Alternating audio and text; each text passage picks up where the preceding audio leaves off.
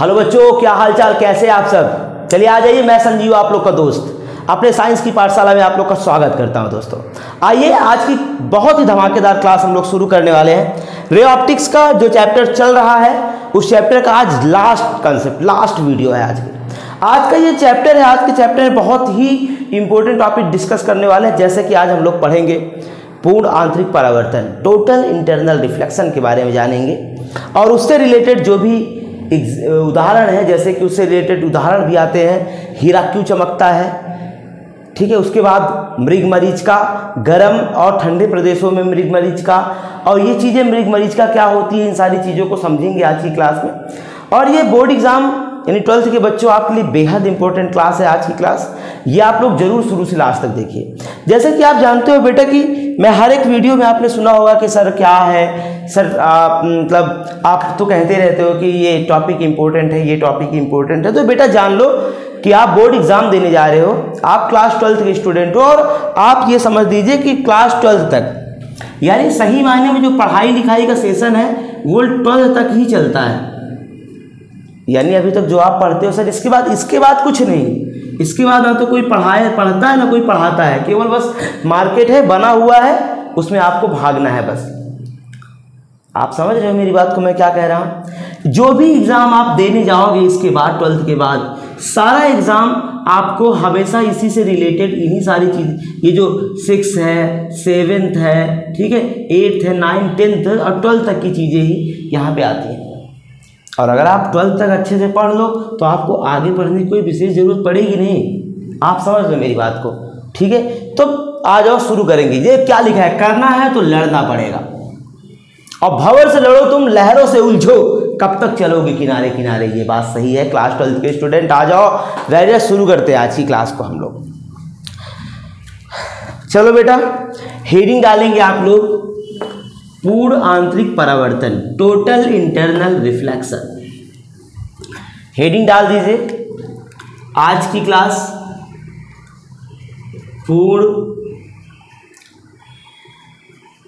पूर्ण आंतरिक परावर्तन, पूर्ण आंतरिक परावर्तन, टोटल इंटरनल रिफ्लेक्शन। क्या बोलते हैं इसको, टोटल इंटरनल रिफ्लेक्शन। और इसको शॉर्ट फॉर्म में हम लोग TIR भी बोलेंगे, TIR शॉर्ट फॉर्म में, TIR टोटल इंटरनल रिफ्लेक्शन। ये क्या होता है बेटा, एक फिगर से समझते हैं इसको पहले हम लोग। ये सपोज दैट बच्चा, ये जो है आप समझो कि ये परावर्तन या अपवर्तन, ये इसके लिए क्या होना चाहिए, आप समझो कि ये सपोज दैट ये कोई विरल माध्यम है और ये कोई सघन माध्यम है। विरल क्या है, रेरर मीडियम और डेंसर मीडियम, रेरर मीडियम, और ये क्या है, डेंसर मीडियम, ठीक है। सघन और विरल दो मीडियम है यहाँ पे। होता क्या है बच्चा, मेरी बात सुनिएगा आराम से। ये जो पूर्ण आंतरिक परावर्तन है, ये पहले आप समझ दो, नोट में लिख लेना कि पूर्ण आंतरिक परावर्तन, नोट में लिख लो, पूर्ण आंतरिक परावर्तन केवल सघन माध्यम में होता है। कहाँ, केवल सघन माध्यम में होता है, सघन माध्यम में होता है। मतलब याद रखना, विरल माध्यम से इसमें कोई मतलब नहीं है। पूर्ण आंतरिक परावर्तन केवल सघन माध्यम में होगा, बस ये समझिए आपने दिमाग में कि ये टोटल केवल सघन माध्यम में होगा, ये समझेंगे हम लोग। तो कैसा क्या है, मान लो ये सघन माध्यम है बेटा, ये कोई लाइट की रे आई, समझिए ये कोई लाइट की रे आई, ठीक है, जहां पे पड़ी इसी के परपेंडिकुलर आप क्या खींचते हो, अभिलंब। ये समझना, हमने ये क्या खींच दिया, अभिलंब खींच दिया। मान लो ये आई बेटा, ये क्रांतिक कोण पे आई। कैसे कोण पे आई बेटा, ये क्रांतिक कोण पे आई ना, ये कैसे कोण पे आई, क्रांतिक कोण पे आई, ठीक है। तो जब क्रांतिक कोण पे आती है तो क्या होता है बच्चा, इसका ये आपके इसके अभिलंब से 90 अंश के कोण बनाते हुए निकल जाती है, ठीक है। इसको क्या बोलते हैं, क्रांतिक कोण। क्या बोलते हैं, क्रांतिक कोण, ठीक है। जब कोई ऐसा कोण, जब प्रकाश की किरण 90 डिग्री का कोण बनाते हुए निकल जाए, इसको क्या बोलते हैं? क्रांतिक कोण। लेकिन हम क्या करें, इसको, इस वाले कोण को यानी क्रांतिक कोण का मान बढ़ाएं, ठीक है। इंसिडेंट आपतन कोण का मान जो है वो क्रांतिक कोण से ज़्यादा हो जाए। आपतन कोण का मान, आई का मान, यहाँ देखो आई इज ग्रेटर देन सी।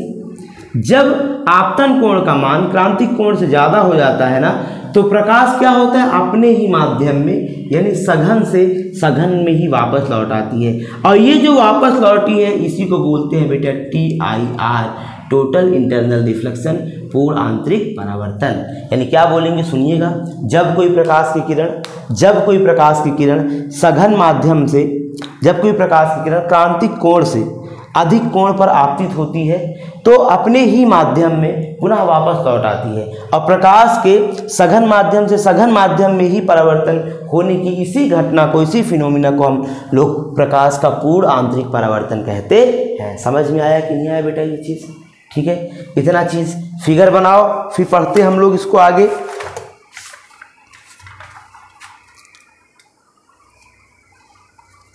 ठीक, चलो यहाँ पे पहले इसकी परिभाषा लिख लो, फिर और सारी चीज़ें इसके बारे में समझेंगे हम लोग। पहले इसकी परिभाषा लिखेंगे हम, यहाँ से डेफिनेशन लिखिए, क्या होगी सुनिएगा। जब कोई प्रकाश की किरण, जब कोई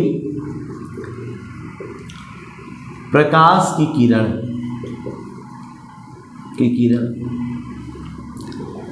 सघन माध्यम में, सघन माध्यम में क्रांतिक कोण से,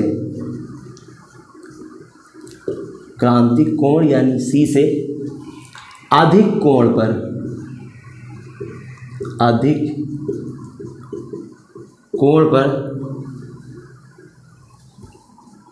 पर आपतित होती है तो प्रकाश की किरण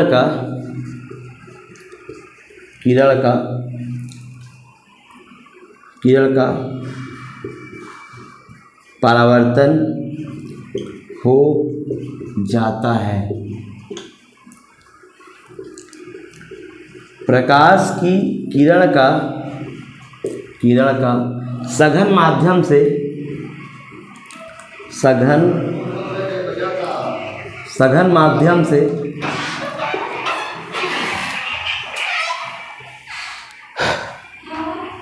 किरण का सघन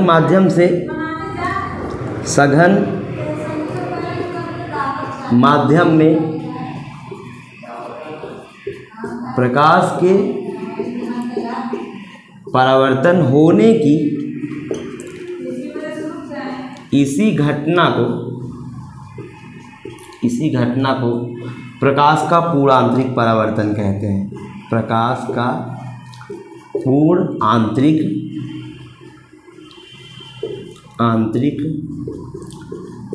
परावर्तन कहते हैं। नोट करो बेटा, इतना नोट करो, फिर इसमें समझते हैं थोड़ा सा। समझ में आया कि नहीं आया? यहाँ पे जो है, सुनिएगा मेरी बात, पूर्ण आंतरिक परावर्तन में, टोटल इंटरनल रिफ्लेक्शन में, ठीक है, जो आपतन कोण का मान है, आपतन कोण I का मान, ये सदैव परावर्तन कोण, सॉरी क्रांतिक कोण C से ज़्यादा होता है। C से क्या होगा बेटा? ज़्यादा होता है। यानी क्या बोलेंगे, I ग्रेटर देन क्रांतिक कोण C। नोट कर लीजिए आप इसको इतना। और एक चीज़ इसमें नोट में समझना,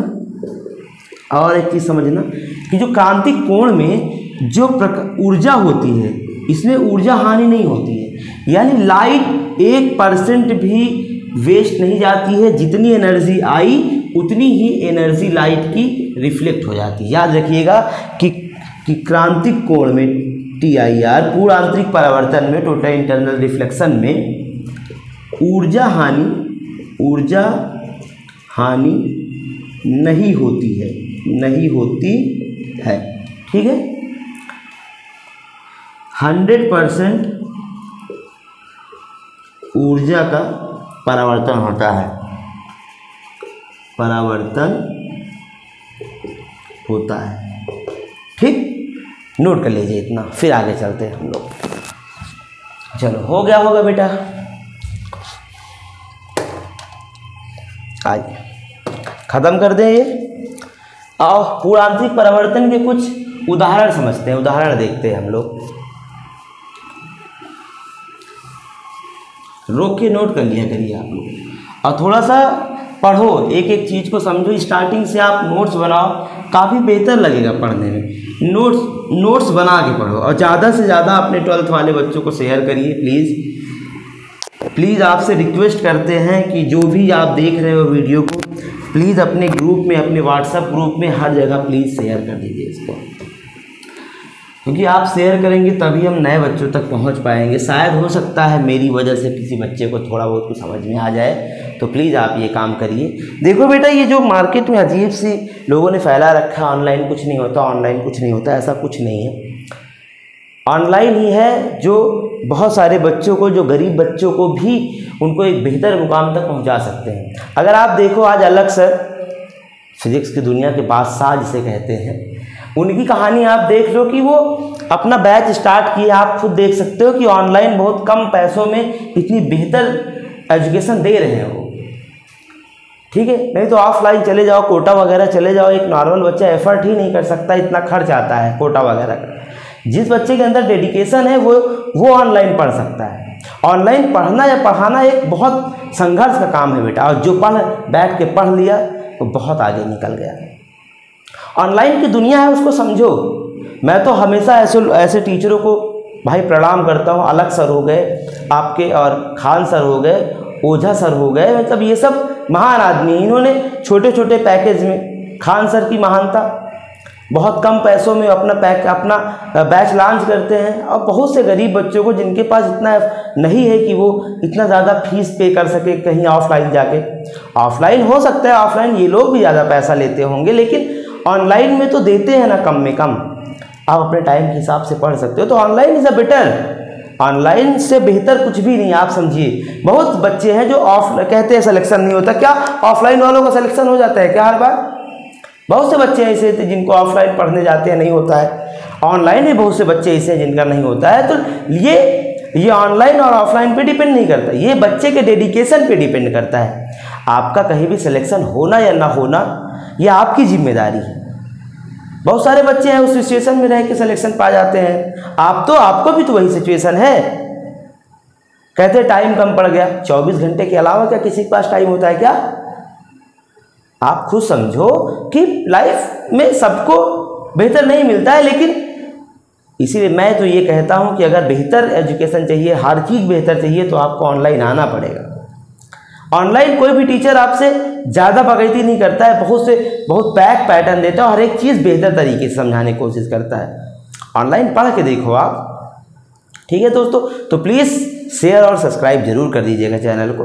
मैं इसीलिए आपसे, आप हमारे साथ अच्छा करिए, मैं आपके साथ पूरा 100% अच्छा करूँगा बेटा। चलो आ जाओ, पूर्ण आंतरिक परावर्तन के कुछ उदाहरण देखेंगे, ठीक है। हेडिंग क्या होगा कि पूर्ण आंतरिक परावर्तन के उदाहरण, ठीक। इसमें पहले नंबर में देखो, हीरे का चमकना। किसका बेटा? हीरे का चमकना, ये पूर्ण आंतरिक परावर्तन का ही एक उदाहरण है, ठीक है। कोई पूछे आपसे तो आप समझाते हैं इसको, ये क्या है, कैसे क्या सिस्टम है इसमें। तो पहले तो ये समझो कि हीरे के चमकने में सबसे पहली चीज़ यहाँ पे कि जो I होता है इज ग्रेटर देन C, और C बराबर अभी आप लोग पढ़ चुके हो कि साइन इनवर्स 1/n होता है। ये क्रांतिक कोण का फार्मूला है, पढ़े होंगे, है ना।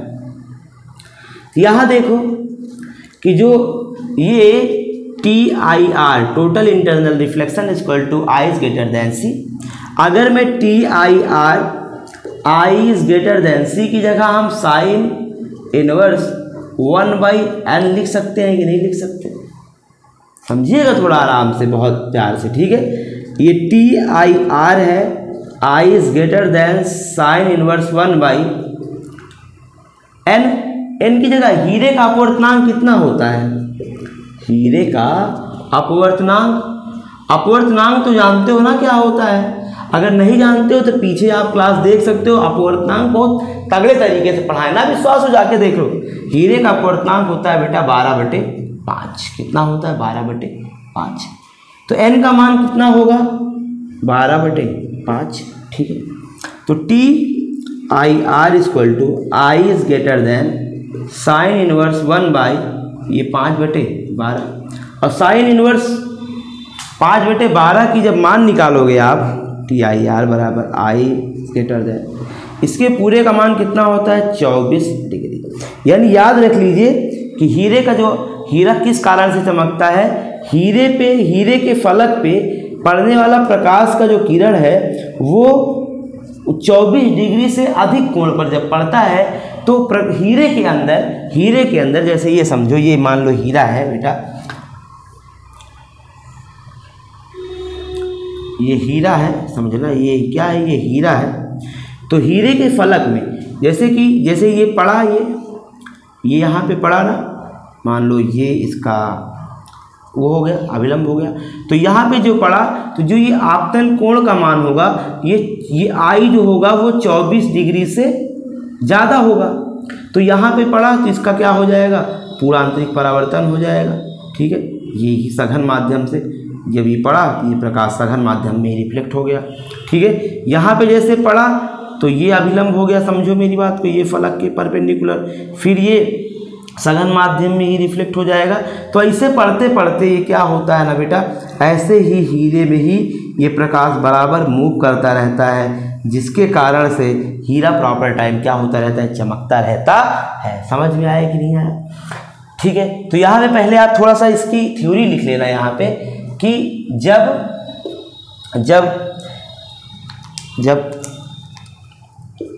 लिखो किसी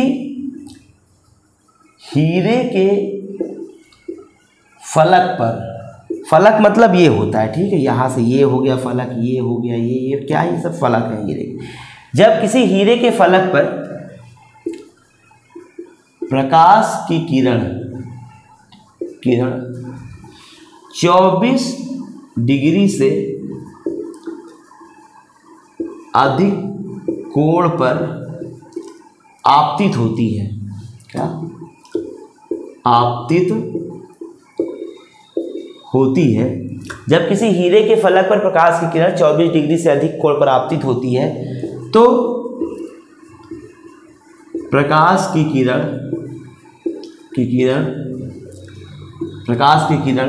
का हीरे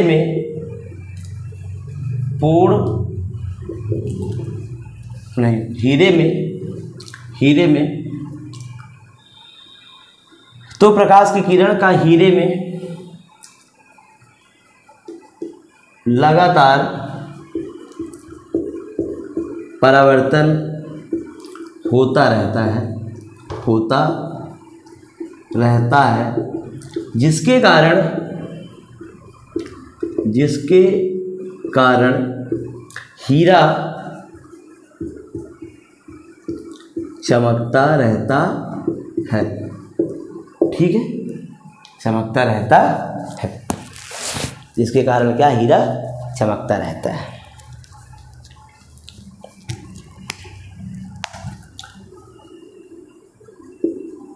और हीरे का चमकना पूर्ण आंतरिक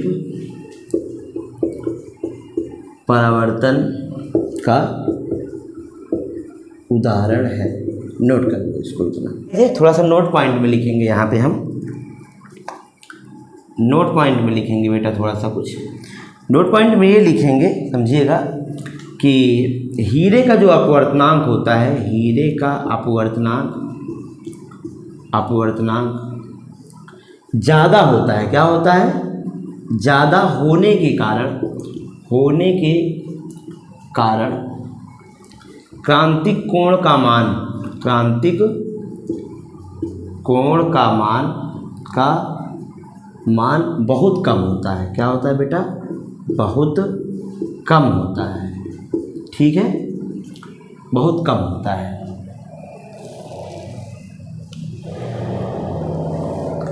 बहुत कम होता है, जिसके कारण आपतन कोण आई का मान जो है, मान ये 24 डिग्री से बहुत ज़्यादा होता है। ठीक है, I is greater then 24 degree. ठीक, इसी कारण नोट कर लीजिए इसको इतना।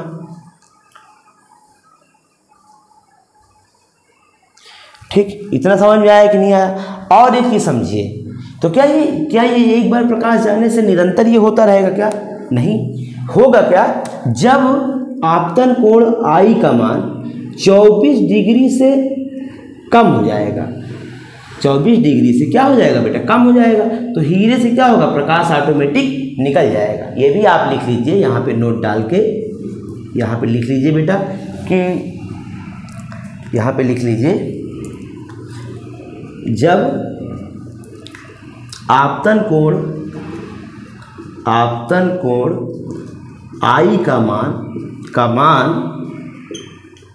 24 डिग्री से कम हो जाता है, तो हीरे से प्रकाश बाहर निकल जाता है। ठीक है, बाहर निकल जाता है। नोट कर लीजिए इसको। ठीक है इतना। चलो, ये हीरे का चमकना वाला एग्जाम्पल हो गया। चलो नोट कर लो। अभी हम लोग पढ़ेंगे रेगिस्तान या गर्म जगह पे मृग मरीचिका का बढ़ना क्या होता है, ये समझेंगे।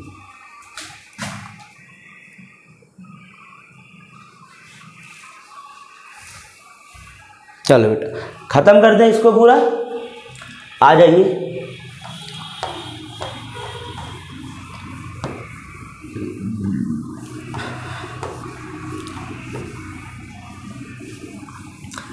हेडिंग डाल दीजिए, रेगिस्तान या गर्म जगह पर मृग मरीचिका का बनना।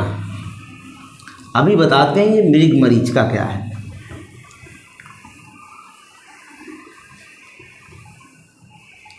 बताते हैं मृग मरीचिका क्या है। चलो,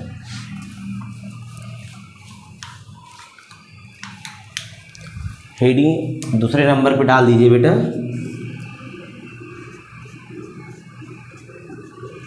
रेगिस्तान या गर्म स्थान पर मृग मरीचिका का बनना।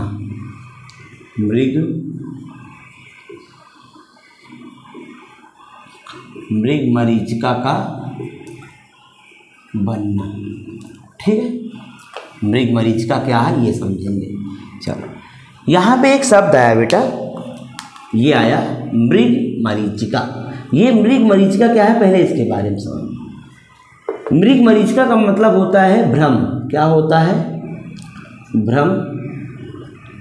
ये एक प्रकार का भ्रम है, मतलब इसका वास्तविकता से कोई मतलब नहीं होता है, ये बस हमारे दिमाग का इल्यूजन्स है जो कि सामने हमको दिखाई पड़ता है। भ्रम का मतलब समझते हो ना?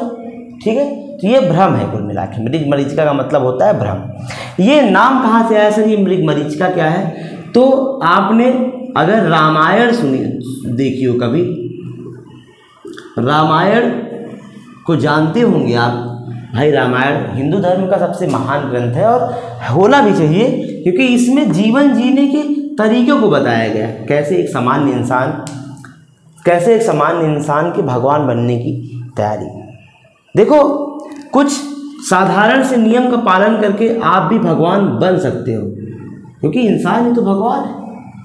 आप समझो, जो लोगों के कल्याण का काम करे, जिनकी वजह से बहुत सारे समाज में बहुत सारी परिवर्तन आए, समाज बदले, उन्हीं को तो भगवान कहते हैं। जैसे आज के समय में आप देखो, महान अंबेडकर जी, भीमराव डॉक्टर अंबेडकर, एक महान व्यक्ति। और लड़कियों सही बताओ ना, अगर आप देख रहे हो वीडियो को तो समझो आपको पूजा करनी चाहिए, आपको पूजा करनी चाहिए इनकी, क्योंकि इन्होंने आपको अधिकार दिलाया, ऐसे अधिकार दिलाए बेटा जिसके कारण आप समाज में उठ बैठ सकते हो। आज एजुकेशन इज द एजुकेशन, शिक्षा, पेन कलम आपसे छीन रहे थे कौन? आपके घर वाले। लेकिन एक इंसान जिसने सामने आकर सबको सामान्य स्थिति में लाके खड़ा कर दिए, सबको सामने रख दिए और स्त्रियों और नारियों को भी पढ़ने की आज़ादी दिलवाई, वो एक इंसान थे। उन्होंने समाज को बदलने का काम किया। आप ये समझो कि नारी, पहले आपने सती प्रथा समझते हो कि नहीं? सती प्रथा, सती प्रथा ये बहुत ही गंदी प्रथा थी बेटा। इसमें क्या होता था? इसमें ये होता था कि जिस भी औरत का पति ठीक है मर जाए, और फिर मर ही जाते थे, रीज़न था उसका, क्योंकि बाल विवाह होता था, छोटे छोटे रहते थे, लड़कों में शादी कर दिए और निपट गए कहीं ना कहीं। जैसे ही मर गए तो इन औरतों को भी उसके साथ जिंदा चिता में जला दिया जाता था। आप सोच के देखो कितनी गंदी प्रथा, कितनी गंदी प्रथा कि कोई भी जीवित इंसान को आप जिंदा जला देते हो। अच्छा, उसका भी रीज़न था, क्योंकि घर वाले जानते थे कि जो ये औरत है इसके पास कोई पावर नहीं है। अगर पावर नहीं है तो जीवन बेकार है। भाई ना आप पढ़े हो ना लिखे हो। अच्छा, 2 रीजन। पहला, पति के संपत्ति में भी किसी प्रकार का कोई अधिकार नहीं, और ना तो पिता के संपत्ति में किसी प्रकार का कोई अधिकार नहीं। अगर पति व पिता के संपत्ति में किसी प्रकार का कोई अधिकार नहीं है, और सेकंड नंबर वो पढ़ी लिखी नहीं है, वो समाज में क्या निर्वाहन कर पाएगी अपना? और बेटा, जिस इंसान का निर्वाहन वो खुद नहीं करता है, अगर कोई दूसरा उसका पालन पोषण करता है तो जाहिर सी बात है वो उसका गलत उपयोग करेगा। That's it। और ये पिता को पसंद नहीं था कि मेरी बेटी को कोई गलत तरीके से व्यवहार करे। आप समझो, जिसके पास संपत्ति नहीं, जिसके पास पावर नहीं, वो अपना जीवन किसी दूसरे के सहारे जिएगा कि नहीं जिएगा? और जो पालन करेगा वो शोषण करेगा, जो आपका पालन करेगा वो शोषण करेगा। इसीलिए बेटा लोग पढ़ाई करो मन लगा के, क्योंकि परिस्थितियां कभी भी डामाडोल हो सकती है, परिस्थितियां कभी किसी की बेकार हो सकती है, और आपके ऊपर पूरा दायित्व आ सकता है अपने फैमिली का, अपने परिवार पालने का। तो अगर एजुकेशन आपके हाथ में रहेगा ना, पढ़ाई हाथ में रहेगी, तो आप ये जान लीजिए कि किसी भी परिस्थिति को आप झेल जाओगे। अन्यथा अगर ये भी रहा तब भी कुछ नहीं होने वाला है। इसको यूज करने का तरीका तो एजुकेशन, और वो दिया किसने? अंबेडकर जी। इसीलिए कहता हूँ पूजा करनी चाहिए इनकी। आज लोग पूजा भी करते हैं इनकी, भगवान बने ना, आप समझो। तो यही सब चीज़ है। रामायण एक ऐसी कथा है, एक ऐसी कहानी है, एक महाग्रंथ है जिससे बहुत सारी चीज़ें सीखने को मिलती हैं। तो रामायण में हुआ क्या था? एक पात्र है रामायण में, माता सीता ठीक है, और भगवान राम और लक्ष्मण, ये 3 लोग पंचवटी में, कहाँ? पंचवटी में ये अपनी कुटी बना के रहते थे। तो कुछ एक घटना घटी, नसूपनखा वगैरह आई, तांडव अंडव करके चली गई, तो बवाल हुआ। लेकिन फिर रावण जो है, रावण और राम, इसमें यही तो अंतर है कि रावण ये अपूर्ण है, राम पूर्ण है। बस राम और रावण का अंतर है। किसी ने थोड़ा सा बरगला दिया, किसी ने बता दिया कि कोई एक नारी है, वल्गल पहन के वन में रहती है और बहुत ही सुंदर है। उसके दिमाग में खलबली मच गई, वो उठाने आ गया माता सीता को। सोच के देखो कितना खाली है, खाली हर इंसान। चले आए, ठीक है। तो वो क्या किया, पंचवटी में उसको माता सीता का हरण करना था। तो रावण के एक मामा थे, रावण के मामा थे, मामा, जो कि ताड़का का पुत्र था। कौन? इनका मामा ताड़का का पुत्र, इसका नाम था मारीच, मारीच, ठीक है, मारीच। ये वही मारीच है जो विश्वामित्र जब अपना यज्ञ वगैरह करते हैं तो इनको क्या करते हैं ना कि इनको वो परेशान करते हैं। तो राम जी और लक्ष्मण जी जाते हैं वहाँ पे, मामा मारीच को एक बार मारते हैं, कई योजन दूर जाके गिरते हैं, फिर ये सुधर जाते हैं। एक ही कंटाप में बेचारे लाइन पे आ गए, ये ऋषि मुनि बन के बाकायदा पूजा पाठ में लग जाते हैं। लेकिन जब रावण जाता है इनके पास और कहता है कि आपको एक काम करना है, आपको मेरे लिए काम करना है, तो ये मना करते हैं। इतना भीड़ हुई कि कंटाप में हम लाइन पे आ गए थे। लेकिन रावण भी भी आदमी, उन्होंने कहा नहीं, आपको स्वर्ण मृग बनना है, यानी सोने का हिरन बनना है। क्या बनना है? सोने का हिरन। आप मामा मारी समझ गए कि अगर मैं इधर नहीं मरा उधर ये मार डालेगा नालायक। मामा मारी कहाँ मरना तय है बेटा, चाहे यहाँ मारो चाहे वहाँ। तो रामा इसके दिमाग में आया कि क्यों ना इनसे मारा जाए, इनसे मरेंगे तो सीधा बैकुंठ, और इनसे मरेंगे तो सीधा हालांकि ऐसा कुछ होता नहीं है, लेकिन तो वो कहा ठीक है मैं चलो बन ही जाता हूँ। तो ये सोने का हिरन बन गए। आप समझो खुद ही, मेटल का कोई प्राणी हो सकता है, कोई जीव हो सकता है। तो उसी के चक्कर में, यही सोने के हिरन के चक्कर में, ये एक भ्रम था सीता माता के दिमाग में। ये भ्रम आता है कि सोने का हिरन हमको चाहिए, उसी को लेने राम और लक्ष्मण चले जाते हैं। रावण आता है, उठा ले जाता है, वो आपात की कहानियाँ हैं, अलग चीज़ है। तो ये जो भ्रम है ना, इसी को मृग मरीच का, यानी मामा मारीच से ये मृग मरीच का बना है। ये भी एक प्रकार का इल्यूजन है, भ्रम है। तो आओ समझते हैं उसको, ये कौन सा भ्रम है, कैसा भ्रम है। तो आपको हम एक भ्रम की कहानी बताते हैं कि जब आप कभी रोड में, ये रास्ते पर साइकिल चलाते हुए, तड़ाते हुए अपने स्कूल जाते हो, तो आपने रास्ते में देखा होगा सामने आपको पानी भरा हुआ समझ में आया होगा कि यार सर कुछ तो भरा है, सामने पानी भरा हुआ है। जैसे जैसे आप पानी के नज़दीक जाते हो पानी आपसे और दूर होता चला जाता है। आपने ये चीज़ फील किया होगा। उसी जो घटना हो रही है उसी घटना को पूरा आंतरिक परावर्तन कहते हैं। और चीज़ें आपको वहाँ पे किसी चीज़ का, जैसे पेड़ है या कोई भी घर है, लड़का है, कुछ भी है, उसका उल्टा प्रतिबिंब आपको वहाँ पास दिखाई पड़ने लगता है। तो आप समझ जाते हो कि सर पक्का पानी भरा है वहाँ पे। और पता है आपको बेटा, रेगिस्तान में ऐसी घटनाएं आम बात हैं, और जिनको नहीं पता होता है वो उस घटना के चक्कर में अपने प्राण गंवा देते हैं।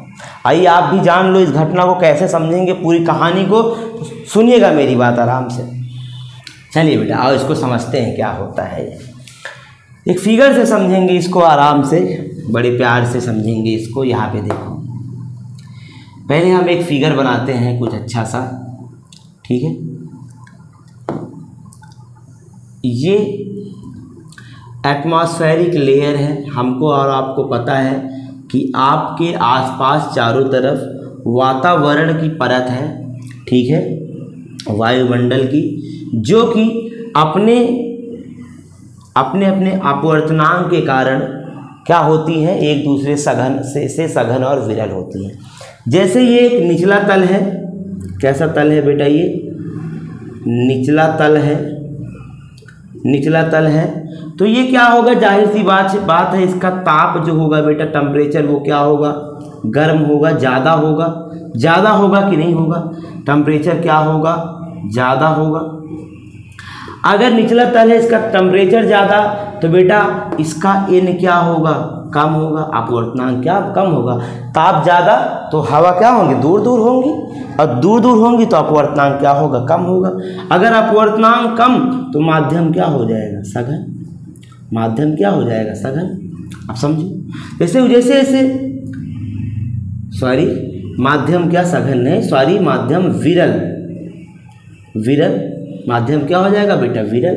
जैसे जैसे ऊपर बढ़ते जाएंगे उसी प्रकार से, जैसे ये ऊपरी तल है, ये क्या है, ऊपरी तल है, यहाँ का जो ताप है वो क्या होगा, कम होगा। अगर ताप कम तो n क्या होगा, तापकण तो n ज़्यादा, अगर n ज़्यादा तो माध्यम क्या हो जाएगा, सघन।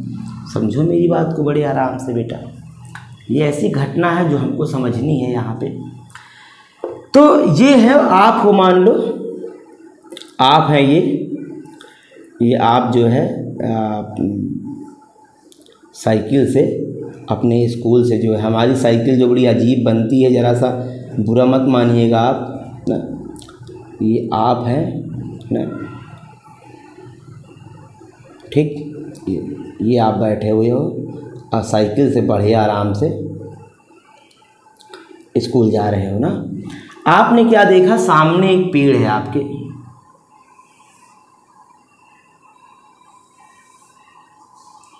ये पेड़ है सामने, ये पेड़ है सामने, ठीक है। आपने क्या देखा, आपने एक घटना देखी, जिस घटना को मैं पढ़ाया वही घटना आप यहाँ पे देखोगे। ये घटना क्या देखोगे आप बेटा, यहाँ समझो कि ये मान के चलो प्रकाश जो है यहाँ से आई, जैसे यहाँ से आई, आप देखो सघन से कहाँ आ रही है, विरल में आ रही है बेटा। जब प्रकाश की किरण सघन से विरल में आएगी, आपको पता है कि ये अभिलंब हो गया, और जब प्रकाश की किरण सघन से विरल में आती है तो ये क्या होती है, अभिलंब से दूर हटती। जाना चाहिए इसको ऐसे, लेकिन ये क्या होगी बेटा, अभिलंब से थोड़ा दूर हट के ऐसे चली जाएगी, ठीक है। थोड़ा समझना मेरी बात, जैसे यहाँ पे आई ये, ठीक, तो यहाँ पे अभिलंब होगा, समझो ये ऐसे ना, फिर इसको जाना चाहिए था ऐसे, लेकिन ये क्या होगी, ये थोड़ा सा इसको हम थोड़ा वो बढ़ा के बना लेते हैं इनको सबको जरा सा,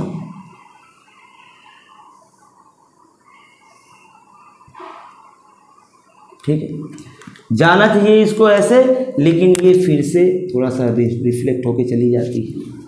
और एक घटना ऐसी आती है कि यहाँ पे क्रांतिक कोण का मान जो है वो आपतन कोण से कम हो जाता है। जैसे ही आपतन कोण से कम होगा, ये क्या होगा बेटा, इसका पूर्ण आंतरिक परावर्तन हो जाएगा, यानी कि ये इसके यहाँ पे क्या होगा, ये पूर्ण आंतरिक परावर्तन, ये ऐसे निकल जाएगा प्रकाश, ये क्या हो गया, ऐसे चला जाएगा। तो यहाँ पे TIR यानी पूर्ण आंतरिक परावर्तन हुआ ये, ठीक है। यहाँ पे समझना जो I का मान है वो C से ज़्यादा हुआ तो ये घटना घट गई।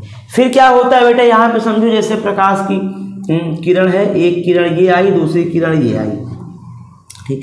जहाँ पे प्रकाश की दो किरणें, जैसे इसको हम और पीछे लेके जाएं ऐसे करके, तो ये दोनों यहाँ पे कहीं पे इंटरसेक्ट करेंगी एक दूसरे को, और आपको इस पेड़ का ऐसा ही प्रतिबिंब आपको इसकी इमेज बनी हुई दिखाई पड़ेगी, इसका इमेज आपको दिखाई पड़ेगा, ठीक है। इसे कहते हैं रेगिस्तान या गर्म स्थान पर पूर्ण आंतरिक मृगमरीचिका का बनना। ये एक भ्रम है, इल्यूजन है, इनको ये दिख रहा है ऐसा कि पेड़ वहाँ पानी भरा है, पेड़ उल्टा है। समझ में आया कि नहीं आया? तो लिख लो, इसमें क्या लिखोगे कि जब कोई प्रकाश की किरण सघन माध्यम से विरल माध्यम में आती है, ठीक है। तो ये घटना लगातार होती है, जिसके कारण आप बढ़ता जाता है, अपवर्तन कोण बढ़ता जाता है और जब आपतन कोण I का मान क्रांतिक कोण C से ज़्यादा हो जाता है, ठीक है। तो पूर्ण आंतरिक परिवर्तन की घटना घटित होती है और इस घटना के कारण पेड़ का आभासी प्रतिबिंब प्राप्त होता है, प्रतीत होता है वस्तु के प्रतीत होने की इसी घटना को मृग मरीचिका कहते हैं। घटना को मृग मरीचिका कहते हैं। नोट कर लीजिए इसको आराम से फिगर बना के, ठीक है।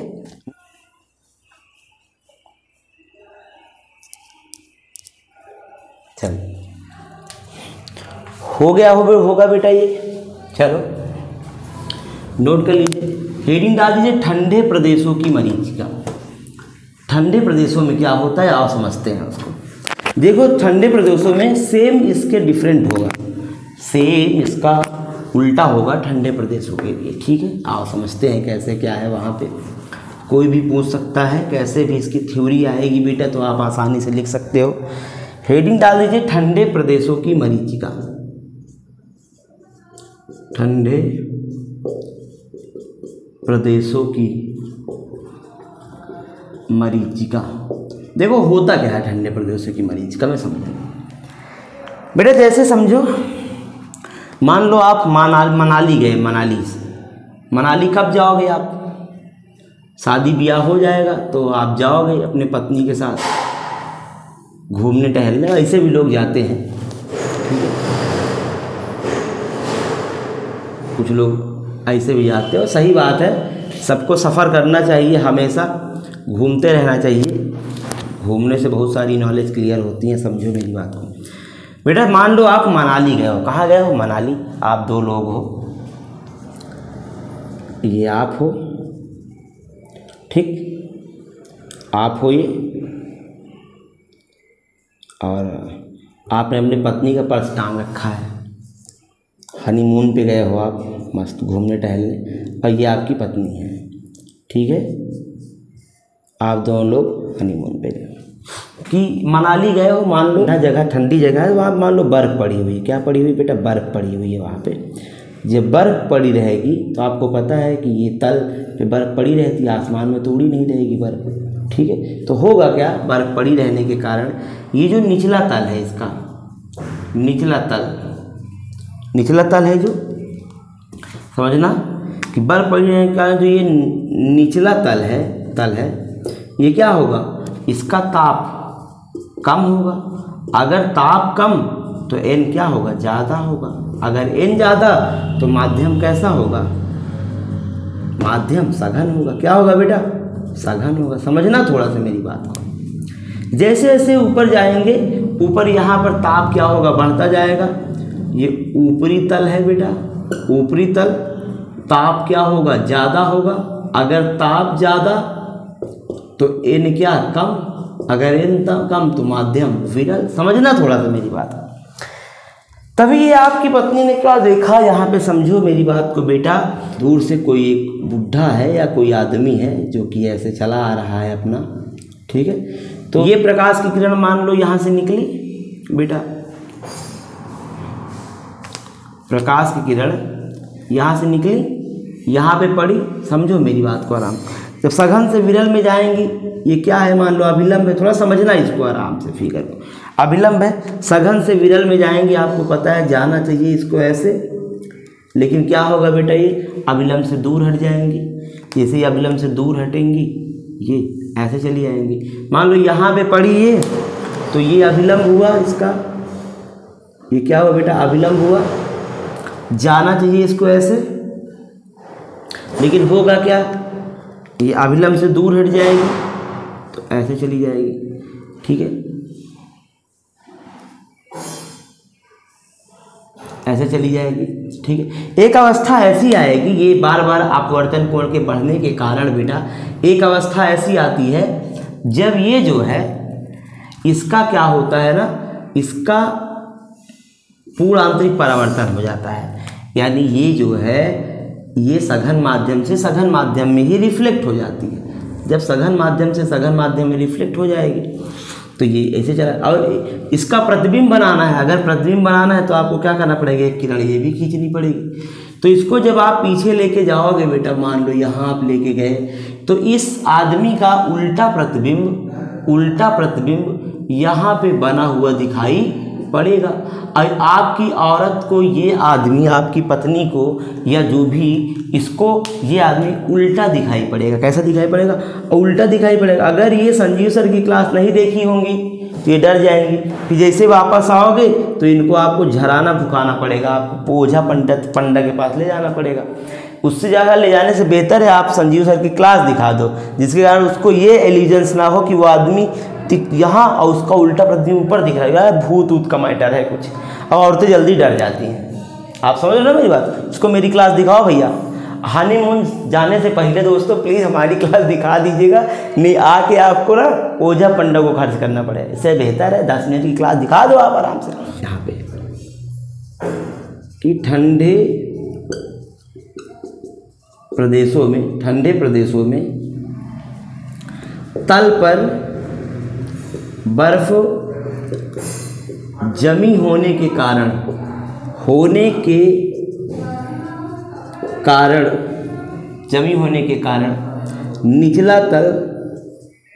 निचले तल का तापमान बहुत कम होता है। जब तापमान कम होगा बेटा, समझो तापमान कम होता है, तापमान कम होगा तो n क्या होगा, n ज़्यादा होगा। अगर n ज़्यादा तो माध्यम क्या होगा, सघन होगा। समझ रहे, सघन, ठीक है। जब सघन माध्यम से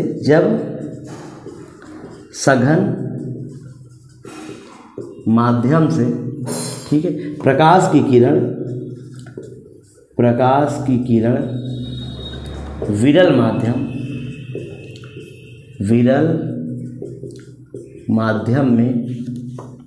में जाती है तो अपवर्तन कोण अपवर्तन कोण के मान में लगातार परिवर्तन होता रहता है। ये घटना होने के फलस्वरूप बार बार ये घटना होने के फलस्वरूप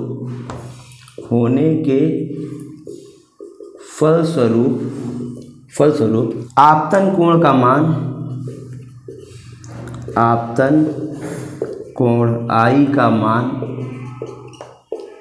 क्रांतिक कोण से ज़्यादा हो जाता है। क्रांतिक कोण C से ज़्यादा हो जाता है, ठीक है। क्रांतिक कोण से क्या हो जाता है बेटा, ज़्यादा हो जाता है, और पूर्ण आंतरिक परावर्तन की घटना होती है, ठीक है। जिसमें कि वस्तु का उल्टा व आभासी प्रतिबिंब प्रतीत होता है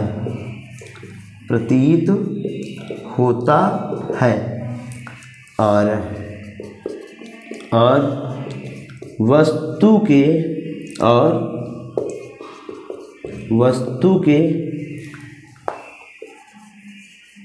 प्रतिबिंब के प्रतीत होने की घटना को ठंडे प्रदेशों की मरीचिका कहते हैं। मरीचिका कहते हैं। नोट कर लीजिए इसको आराम से। देखो ये हुई बात आपके ठंडे प्रदेशों की मरीची का खत्म। ये खत्म कर दें भाई, हो गया होगा आप लोग का तो ठीक है। एक लास्ट हेडिंग है बेटा, उसको पढ़ लेते हैं। ये फिगर बना लीजिएगा, बिना फिगर के मत पढ़िएगा, ठीक है। ये फिगर बना लेना बेटा आराम से।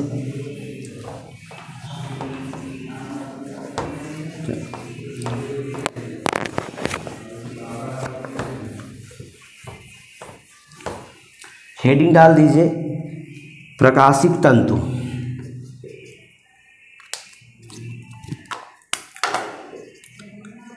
प्रकाशिक तंतु, ऑप्टिकल फाइबर। ऑप्टिकल फाइबर, चलो क्या होता है ऑप्टिकल फाइबर ये समझेंगे हम लोग। मतलब प्रकाशिक तंतु एक ऐसा यंत्र है, कह सकते हो ये एक ऐसा यंत्र है जिसकी सहायता से बिना ऊर्जा हानि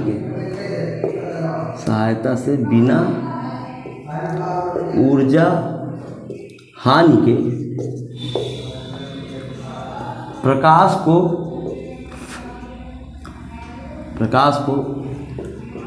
प्रकाशिक सिग्नल में परिवर्तन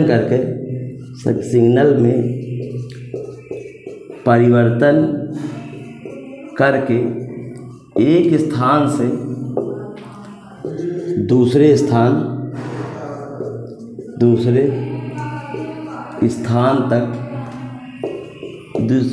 पर भेजा जाता है। दूसरे स्थान तक भेजा जाता है, ठीक है। इसकी रचना कैसे बनाएंगे इसको लिख लीजिएगा। इसकी रचना क्या होगी ये समझेंगे कि देखो बेटा, एक क्या होता है, एक पाइप होती है, मतलब ये काफ़ी बड़ी होती है, ये छोटी नहीं होती। थोड़ा मैं केवल फिगर बना रहा हूँ यहाँ पे ना, ये होगी काफ़ी बड़ी, ये ऐसे है ना। ये मान लो एक ऑप्टिकल फाइबर का ऊपरी का दृश्य है। ये इसकी जो मोटाई होती है ना, इसकी मोटाई जो होती है, त्रिज्या r होती है, वह 1 माइक्रोमीटर होती है, ठीक है। 1 इसकी मोटाई ये क्वार्ट्ज की बनी होती है, ठीक है। ये पूरा का पूरा, इसका अपवर्तनांक बहुत कम होता है, अपवर्तनांक बहुत कम होता है। और इसमें अर्धपतन का लेपन किया जाता है। किसका? अर्धपतन का लेपन किया जाता है, ठीक है, किया जाता है। इसको कोडिंग कहते हैं। इसको क्या बोलते हैं?